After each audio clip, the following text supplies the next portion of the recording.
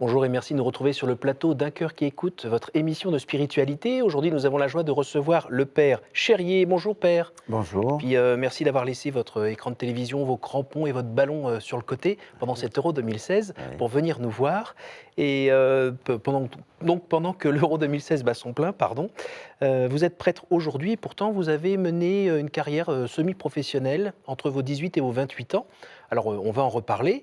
On va surtout voir comment vous avez choisi finalement la vie religieuse par rapport à la vie sportive, Mhm. et puis voir un petit peu les liens entre finalement le football et puis la vie de foi. Juste avant, je vous invite à lire un extrait de texte que vous avez choisi. Merci. Voilà. Alors, c'est un texte du patriarche Athénagoras. Il faut mener la guerre la plus dure contre soi-même. Il faut arriver à se désarmer. J'ai mené cette guerre pendant des années. Elle a été terrible, mais je suis désarmé. Je n'ai plus peur, car l'amour chasse la peur. Je suis désarmé de la volonté d'avoir raison, de me justifier en disqualifiant les autres. Je ne suis plus sur mes gardes, jalousement crispé sur mes richesses. J'accueille et je partage. Je ne tiens pas particulièrement à mes idées, à mes projets. Si l'on m'en présente de meilleurs, ou plutôt non pas meilleurs mais bons, j'accepte sans regret. J'ai renoncé au comparatif.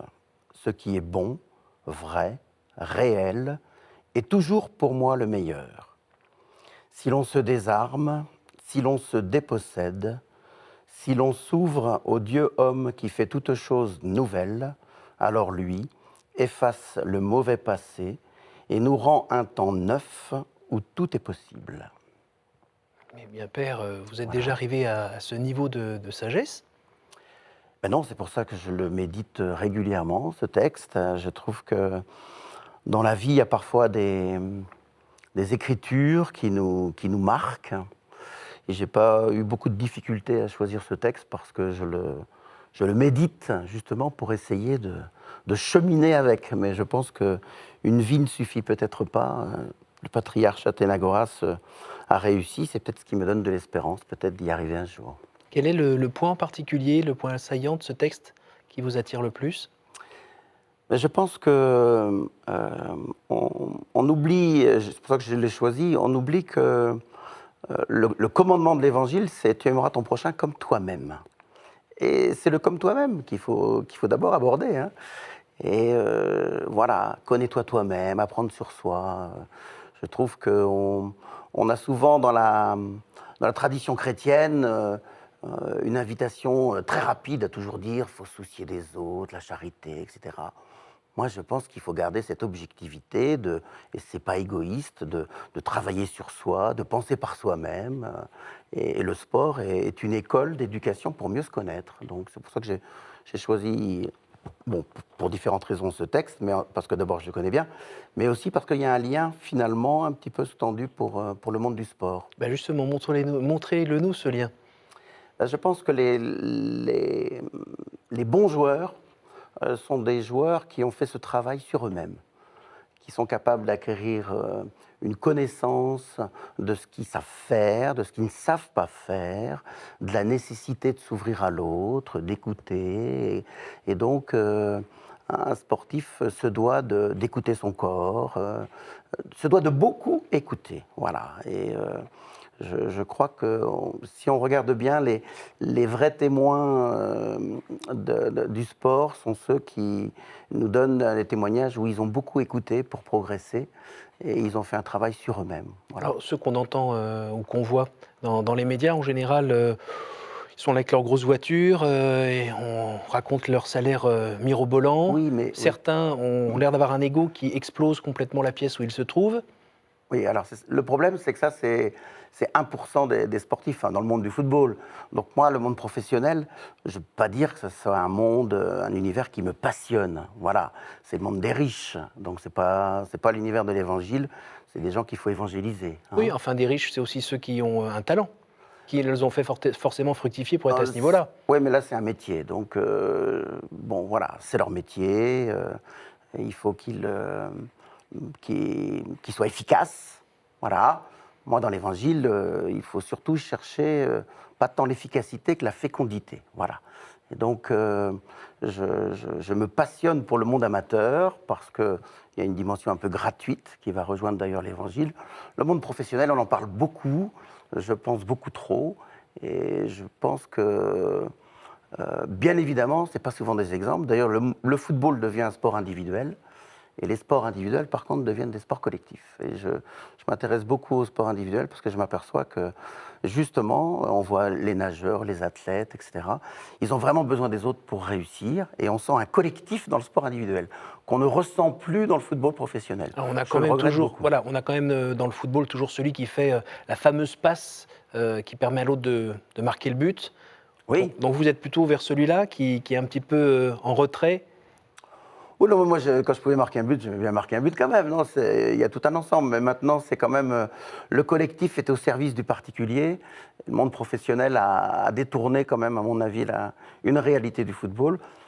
Mais je suis très heureux de découvrir des équipes et des entraîneurs qui prônent le collectif. Et donc, ça, tant mieux. Parce qu'il y a encore quand même quelques prophètes dans le monde professionnel du football. Heureusement. Alors on peut dire que vous savez de quoi vous parlez parce que, comme je le disais en introduction, de 18 à 28 ans, vous avez été donc footballeur semi-professionnel. Vous pouvez nous en dire un petit mot? Oui, ben, vous savez, je suis comme un grand nombre de jeunes. Quand on joue au football, quand on se débrouille pas trop mal, très vite on pense à devenir professionnel. C'est quand même quelque chose auquel on peut aspirer. On aime jouer au football. Si on peut en faire son métier, c'est quand même c'est un rêve. Hein. Donc moi, j'étais à deux doigts de le réaliser, puisque j'ai eu un contrat stagiaire professionnel au Girondins de Bordeaux. Que je n'ai pas renouvelé. On m'avait proposé de le renouveler, mais j'avais des problèmes de santé. Donc, Problème de santé, c'est-à-dire je me suis fait opérer 2 fois des genoux pendant le suite aux contrat. entraînements un petit peu. Oui, c'était une époque où on testait beaucoup le physique des joueurs. Hein. On faisait un peu, ouais, des tests un peu sur nous quand même. C'était un peu des cobayes. C'était le début des centres de formation. Bon, voilà, donc j'ai un peu chargé. Hein. Bon, sans regret parce que j'ai essayé, voilà. Et quand on est passionné par le football, on n'a pas de regret, même si on échoue. Alors, Qu'est-ce que vous avez appris comme valeur là-bas? je ne sais pas si c'est des valeurs que l'on apprend, Des mais principes?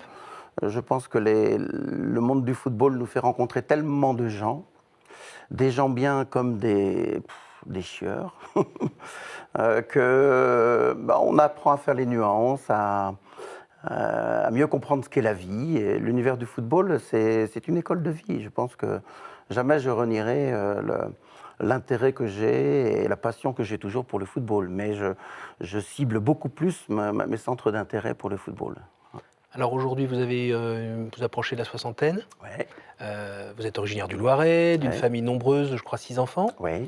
Et puis, donc, vous avez toujours été un petit peu attiré par le ballon rond, et puis aussi quand même par la vie religieuse. Comment ça s'est fait Oui, vous savez, des fois, il y a des petits clins d'œil. En sixième, le prof de français nous demande qu'est-ce que vous voulez faire plus tard.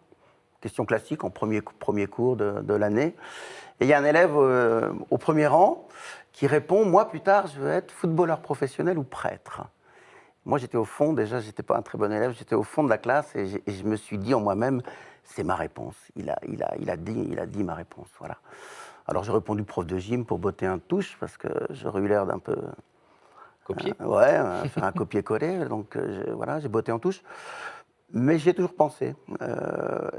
Mais d'abord, c'est la passion du football qui l'a emporté. C'est mes 2 écoles, hein, école du football, école de la foi, qui m'ont toujours accompagné. L'école de la foi, c'est la famille surtout?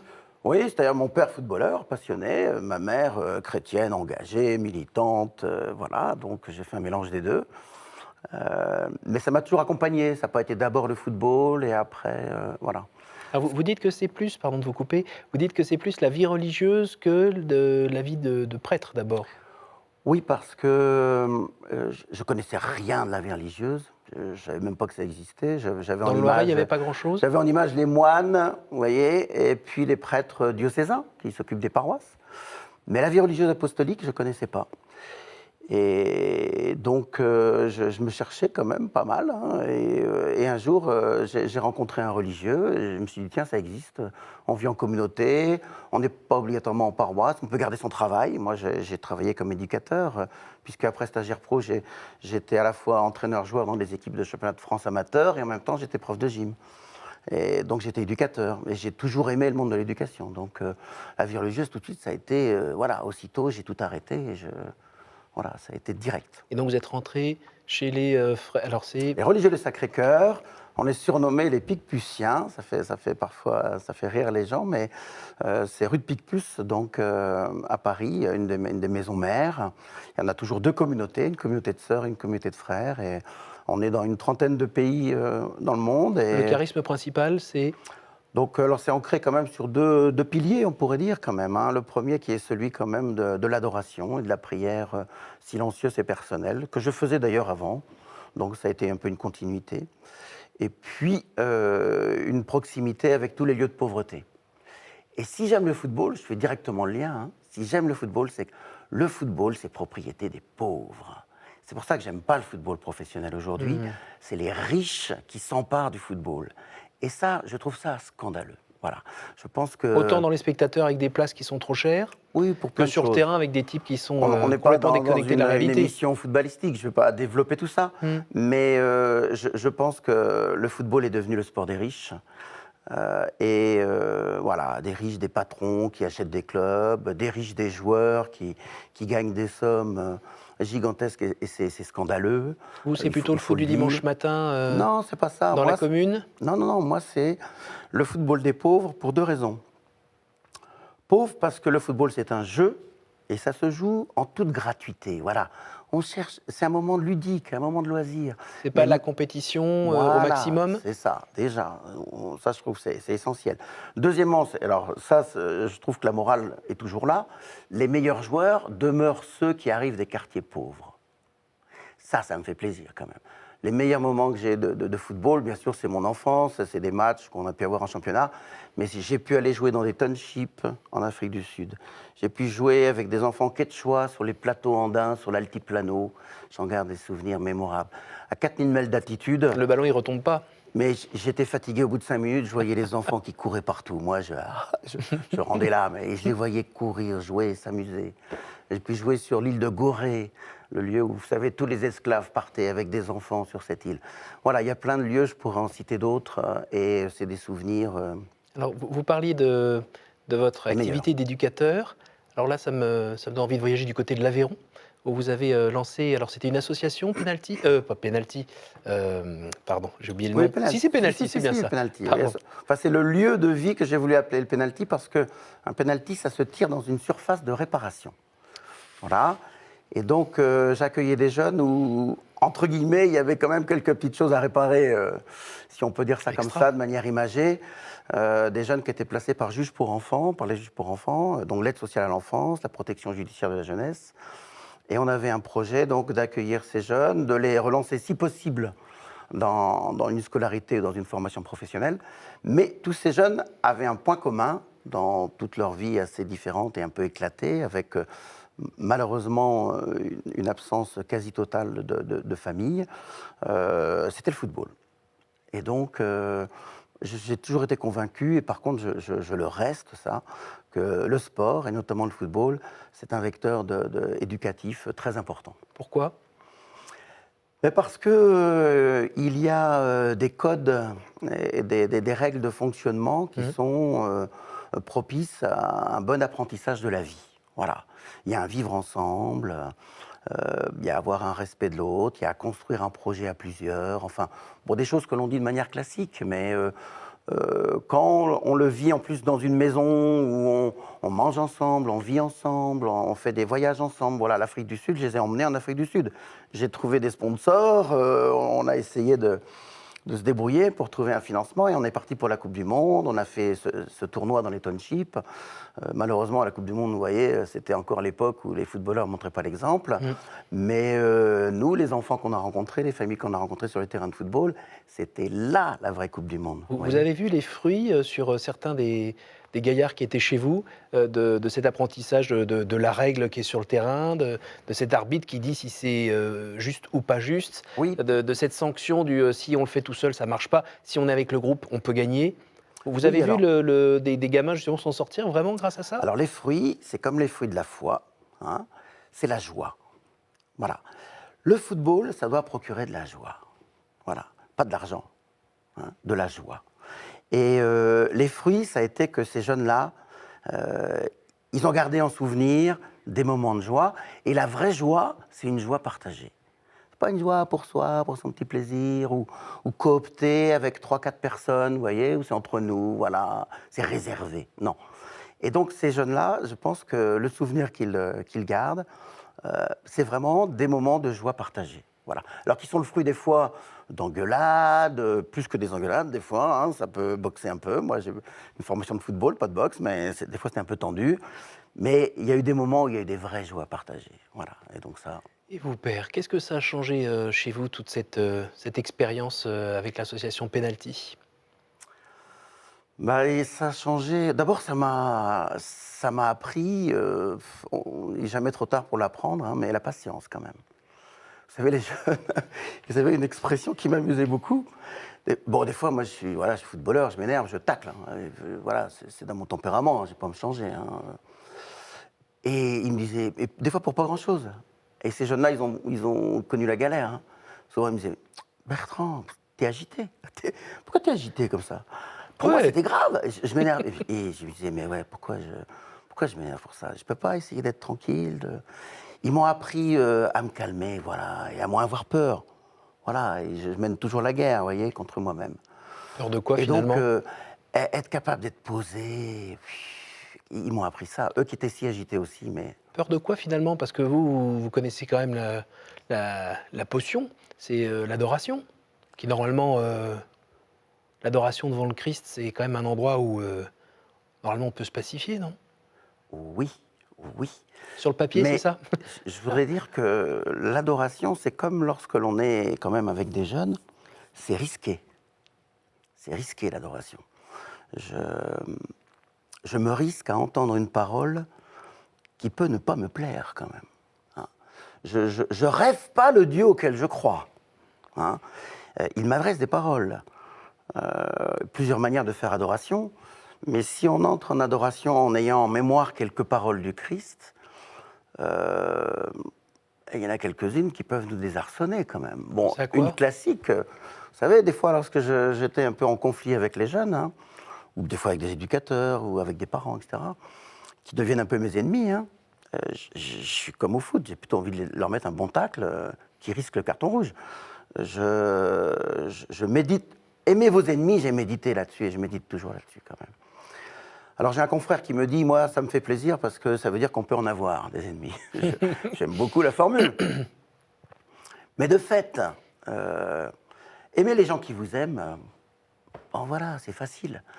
Une particularité du christianisme, c'est quand même bien d'essayer de toujours se réconcilier avec ceux avec qui on a des soucis, des problèmes, et voire même avec ceux avec qui on s'oppose et qui deviennent des ennemis. Ça, c'est un vrai défi, quoi. Et alors Voilà. comment... Alors vous avez peut-être progressé depuis des dizaines d'années sur ce plan-là. Grâce à quoi? Dans l'adoration, vous voulez dire? Dans l'adoration, puis aussi dans le fait d'aimer ses ennemis. Je ne sais pas si j'ai progressé dans l'adoration. Je sais que j'ai du goût à l'adoration. Voilà. Ça, c'est. Parce que c'est toujours prétentieux de dire qu'on progresse. C'est pas à moi de le dire. Et ça sera peut-être le jour si voilà, l'espérance que je porte dans une vie éternelle fait que je rencontre le Seigneur. Voilà, peut-être que lui me dira, voilà, Bertrand, tu as progressé. Peut-être il me le dira. Mais Le goût pour l'adoration, l'adoration, c'est. le goût pour l'adoration, c'est par exemple vous mettre à genoux dans une église devant le Saint-Sacrement exposé. Et alors, pas forcément à genoux. D'accord. Bah oui, vous avez mal aux genoux. Oui, j'ai mal aux genoux, c'est pour ça que je vous dis ça. Mais c'est contempler. Mais j'essaye des fois quand même, hein, C'est parce que je trouve que c'est contempler. une belle position. C'est vraiment ce temps de contemplation pour vous qui avez l'air d'être plutôt un peu actif en fait. S'arrêter pour contempler. Non, mais c'est d'abord et avant tout le goût de la rencontre. Voilà. À partir du moment où on est croyant, où on a la foi,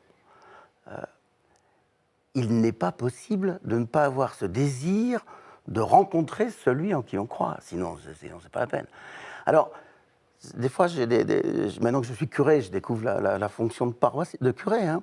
Des fois, je rencontre des paroissiens qui me disent, je les questionne, je leur dis comment vous priez, dites-moi, j'ai toujours envie d'apprendre. Ah, vous savez, je lui dis tout ça, ceci, cela. Ça. Je leur dis, mais vous êtes bavard. Moi, j'ai l'impression que Et vous priez comment il faut vous-même? d'abord accueillir, essayer d'apprécier cette rencontre, cette arrivée du Seigneur. C'est moi qui l'attends. Même de fait, c'est lui qui m'attend, mais j'ai aussi conscience que j'ai à faire cet effort hein, de l'accueillir comme il faut. Enfin voilà, qui je suis pour être celui qui va avoir cette chance de vivre cette rencontre. Je ne sais pas si on a cette capacité de rester toujours dans l'étonnement quand même. C'est difficile de faire silence. On a toujours l'imagination qui part dans tous les sens, les choses du futur, du passé. Vous arrivez à vivre l'instant présent? Ah, c'est pas, non, pas moi. Moi, vous savez, moi, je m'inspire beaucoup de ceux qui ont précédé. Je pense que on doit avoir cette école de copier sur d'autres. Et qui sont vos maîtres? Oui, qui sont mes maîtres. Oui, Ouais, qui ouais. sont-ils? Bah, il y en a beaucoup quand même. Hein. Mais je dirais en premier quand même mes parents. Ça, c'est sûr. Ouais. Mes parents. Et après, c'est beaucoup de chrétiens anonymes. Je ne vais pas chercher forcément à donner des noms, mais vous savez, quand à 18 ans, ma mère m'a dit « Bertrand, tu es toujours au foot, tu n'es jamais dans un engagement chrétien. Va à Lourdes comme hospitalier. Oh, » je suis à Lourdes, bon allez, je vais te faire plaisir, maman. Voilà, je vais faire plaisir. Puis hospitalier, je me disais, je vais rendre service. Puis, Beaucoup de jeunes veulent être... Non, mais beaucoup de jeunes aujourd'hui, et ils ont raison, moi finalement j'ai redécouvert la foi comme ça, souhaitent avoir une foi concrète, pratique, voilà. Et je suis allé à Lourdes et ben, j'ai vu combien de gens qui étaient malades, avec une santé mais alors cassée, qui finalement, et j'ai dit ça à ma mère quand je suis rentré, alors que j'étais stagiaire pro au Girondin, c'était le moment des vacances, j'ai dit à ma mère, ils sont en meilleure santé que moi. Il faut que j'arrive à comprendre ça. Je ne comprends pas. J'ai vu une femme sclérose en plaques. Elle allait mourir, hein. Elle me regardait avec le sourire. J'ai dit, il y a quelque chose quand même. Ça m'a redonné un élan pour comprendre ce qu'était la foi. Ben, c'est des anonymes, hein. Voilà. Je pense qu'on ne regarde pas suffisamment. Et moi, comme curé, quand je célèbre, je regarde beaucoup l'assemblée, beaucoup de visages, des gens qui... Les projecteurs, ils sont sur les prêtres. Je regrette qu'on ne mette pas suffisamment le projecteur sur des baptisés qui sont là et qui sont mes modèles, hein, quand même, hein, toujours aujourd'hui. Hein, ouais. Bien, merci Père. On arrive hélas déjà à la fin de l'émission. Ouais. Bon, je repense quand même au slogan que vous avez trouvé pour l'Euro 2016 pour votre paroisse. Au foot et dans la vie, la seule chose qui compte, c'est d'avoir un but. Apparemment, Ouais. les malades dont vous parlez, ils en avaient un, c'était de finalement vivre en chrétien et bientôt rencontrer le Christ. Hein. Je ne pense pas le... Alors, les 3 questions rituelles. Quel conseil donneriez-vous à quelqu'un qui vous dirait « j'ai envie de rencontrer Dieu, par quoi dois-je commencer ?» Bon, bah, vous avez cru le comprendre peut-être dans ce que j'ai dit, mais de fait, je pense que je suis obligé de dire 2 choses. La prière et la proximité avec les plus pauvres. Quel est votre héros, votre saint, la personne que vous trouvez admirable? Pas un footballeur. Non, alors, bon, c'est en lien avec la tradition du Sacré-Cœur, mais Charles de Foucault, pour moi, c'est un témoin voilà, qui m'inspire beaucoup, parce que d'abord, il montre la capacité à se convertir. J'aime beaucoup cette thématique de la conversion dans la vie chrétienne. Et puis, c'est un homme qui a eu du goût pour le silence, et en même temps, ce paradoxe d'être un contemplatif et d'être un homme d'action. Voilà, et lui, il joue en première ligue. Enfin, voilà, c'est un super joueur.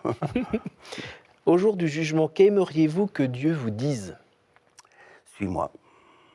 Suis-moi, parce que c'est ce que je fais depuis le début, et je pense qu'il y aura encore du chemin à faire, donc suis-moi. Voilà. Merci beaucoup Père d'être venu nous partager toute cette expérience et puis un petit peu votre amour du vrai football. Allez, avec plaisir. Alors cette émission, comme les précédentes, vous pouvez bien sûr la revoir et la partager grâce à notre site www.ktotv.com. Eh bien voilà, la saison se termine. Merci à vous tous pour votre fidélité. Vous reverrez cet été quelques rediffusions des meilleurs moments de cette année. Merci à vous tous et très bon été.